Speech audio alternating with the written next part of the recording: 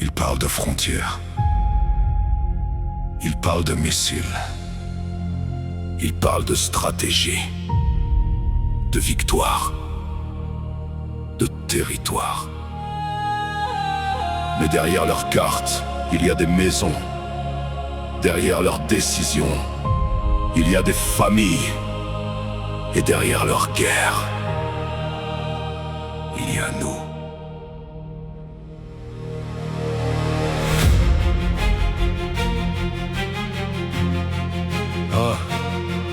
À Moscou, on promet qu'il faut défendre la nation. À Kiev, on promet qu'il faut sauver la génération.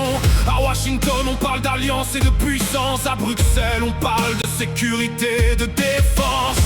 Des hommes en costume déplacent des pions, pendant que des hommes entrés y tombent au front. Ils dessinent des lignes sur des cartes sans visage, mais chaque ligne traversée laisse derrière elle des ravages.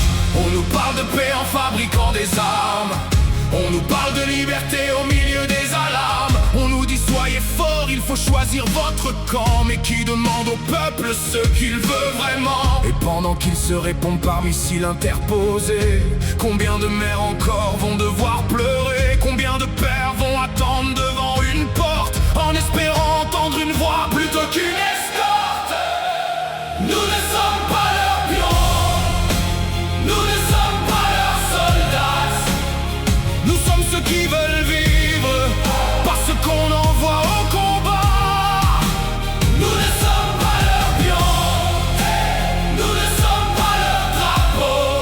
Nos enfants n'ont pas demandé la guerre, ils veulent simplement grandir et rentrer chez eux. Ils parlent d'Est, ils parlent d'Ouest, ils parlent d'ennemis, de menaces et de frontières. Mais l'enfant qui tremble sous les bombes ne connaît pas leur discours de guerre. On accuse, on répond, on menace, on sanctionne. Chaque camp prétend que sa vérité résonne. Mais lorsque les puissants jouent leur partie d'échec, c'est toujours le peuple qui finit sous les décombres. Un drapeau n'a jamais pleuré devant un cercueil. Une frontière n'a jamais ressenti la douleur du deuil. Une nation ne serre jamais un enfant dans ses bras. Ce sont des hommes et des femmes qui le font, pas des États. Alors dites-moi, combien vaut une victoire si elle se construit sur des cimetières?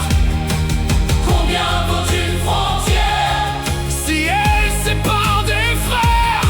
Nous avons les mêmes larmes, le même sang dans les veines, la même peur quand retentissent les sirènes. Pourquoi faudrait-il haïr celui qui vit de l'autre côté? Parce qu'un homme en costume nous a demandé de le détester.